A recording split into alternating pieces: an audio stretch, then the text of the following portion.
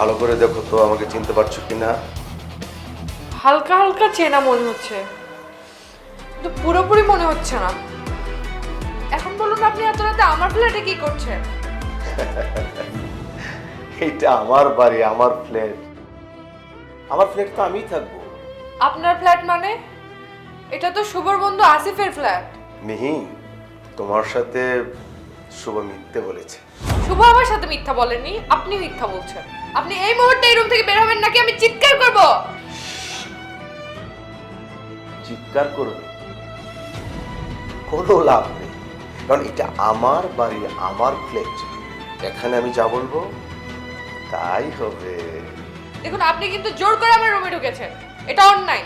Please আপনি এখান থেকে চলে যান, প্লিজ। শুভ, শুভ, আগে আমার কথা শুনো, তারপর শুভকে শুনো, ঠিক আছে? আমি আসলে বুঝতে পারছি না আপনি কে, কেন আমাকে ডিস্টার্ব করছেন? আচ্ছা মেয়ে, তুমি কি সত্যি আমাকে চিনতে পারছো না, নাকি চিনেও না চেনার ভান করছো?